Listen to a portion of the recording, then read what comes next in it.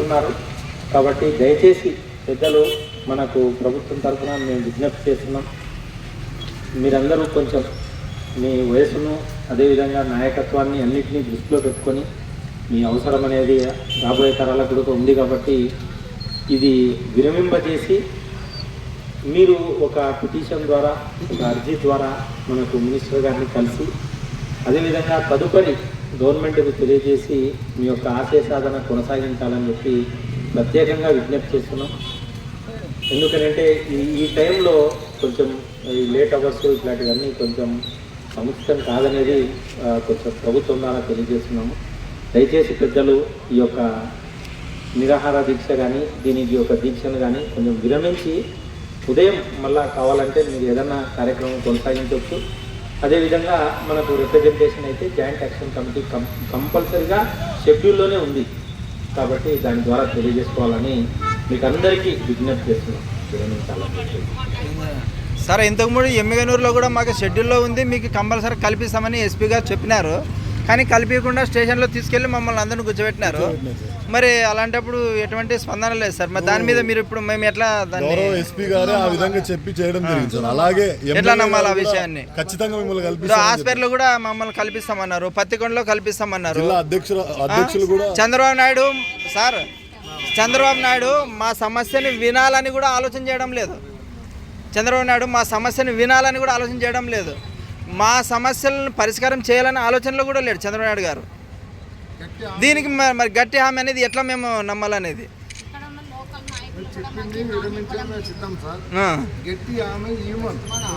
Already ఇచ్చిన హామీలన్నీ failure అయిపోయినారు.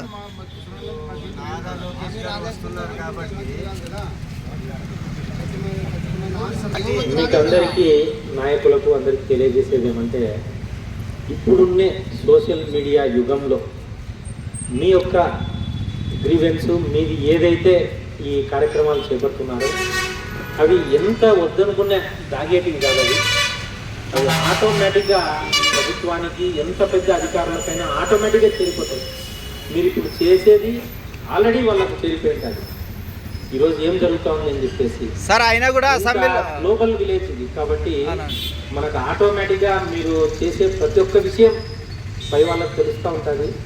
కాబట్టి దానికి తగిన సమయంలో తగినట్లు స్పందించడమే ప్రభుత్వం యొక్క ఉద్దేశం ఉంటుంది. కాబట్టి మీరు కొంత ఓర్పు అనేది అవసరమవుతుంది. ఎందుకంటే దీంట్లో చాలా చిక్కు సమస్యలు ఉండొచ్చు. ఎందుకంటే ఒక జిల్లా ఏర్పాటు అనేది చాలా పెద్ద విషయం ఉంటుంది. శాసనసభ వ్యవస్థలో కానీ అక్కడ కానీ అది పెద్దలు వాళ్ళు నిర్ణయం తీసుకుంటారు. మా స్థాయి వాళ్ళు చెప్పగలిగేంత కాదు. కానీ అయినప్పటికీ మనం ఏమంటే కొంచెం మీరు కూడా దానికి సంయమనం పాటించాల్సి ఉంటుంది. మరీ మీరు రిప్రజెంటేషన్స్ ఇచ్చుకొని వాళ్ళ దృష్టిలో పెట్టాల్సి ఉంటుంది అనేది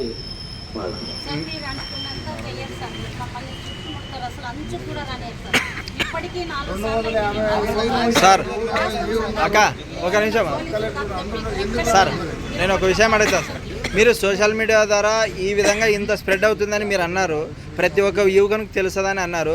కానీ చంద్రబాబు నాయుడు గారు కానీ లోకేష్ సార్ గారు కానీ మా దృష్టికి అసలు రాలేదన్నారు.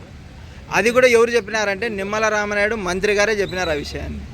మరి దాన్ని మనము ఎట్లా తీసుకోవాలి? సోషల్ మీడియాలో వాళ్ళు చూడలేదంటారా, అసలు చూడడం లేదంటారా? ఇంటెలిజెన్స్ రిపోర్ట్ వాళ్ళు చూడడం లేదంటారా, అడగడం లేదంటున్నారా?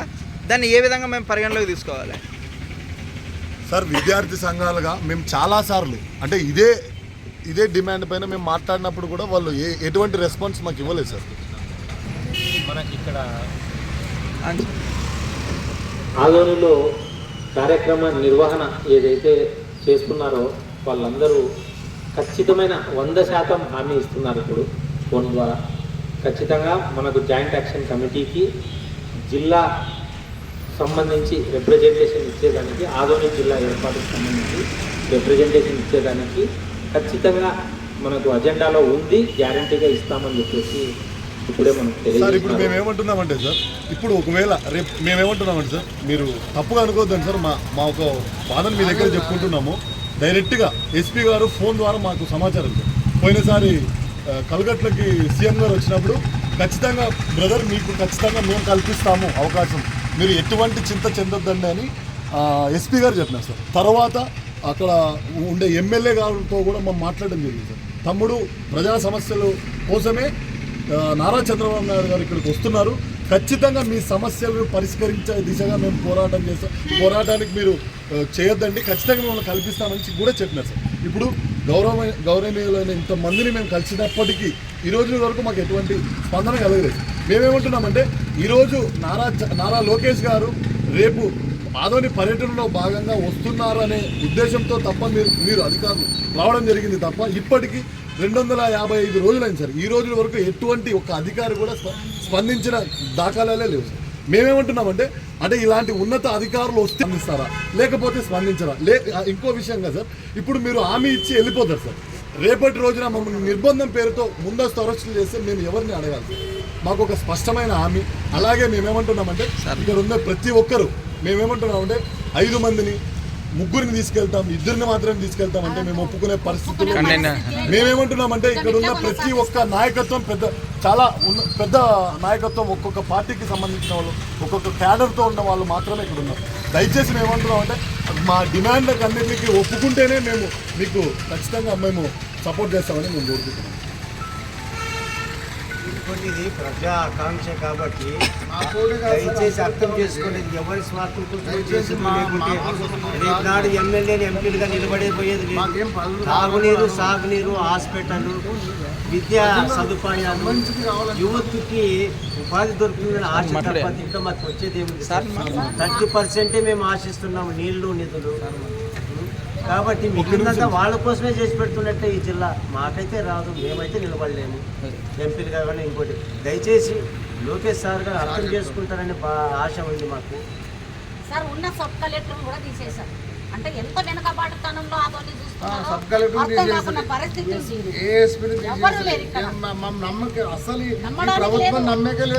ఆదోని జిల్లా కోసము ఉద్యమం నడుస్తుంది. ఇక్కడ 255వ రోజు దీక్ష నడుస్తుంది. అయినా కూడా గతంలోన సబ్ కలెక్టర్ రెవెన్యూ ఆఫీస్ని మనకి కేటాయించినప్పటికీ ఒక సబ్ కలెక్టర్ ఉంటే అదనపు నిధులు వస్తాయనే ఉద్దేశంతో కూడా ప్రజలందరూ కొంచెం సంతోషించారు. ఆ సంతోషాన్ని కూడా తుంగలో తొక్కినారు కూటమి గవర్నమెంట్. ఇప్పుడు ఎట్లా దీన్ని మనం ఎట్లా చేయాలని మాట్లాడండి సార్, మీరు మాట్లాడండి సార్. మీరు వచ్చారు, మీకు మొక్కుతున్నాం మేము. మాకు జవాబుదారీ కావాల్సినటువంటి హామీ, స్వచ్ఛమైన హామీ కావాలి. ఎవరు ఇస్తారు? మీరైతే ఎంఆర్ఓ గారు మీ చేతిలో లేదు, ఆ జిల్లా ఇచ్చేదైతే మీ చేతిలో లేదు. దయచేసి మీరు వచ్చారు అధికారులు మంచిగా. ఈ రోజు మీరు వచ్చినారు సార్. ఇన్ని రోజుల వరకు ఏ గవర్నమెంట్ అధికారి ఇక్కడికి వచ్చిన జ్ఞాపకాలు లేవు సార్. మీరు మాట్లాడండి.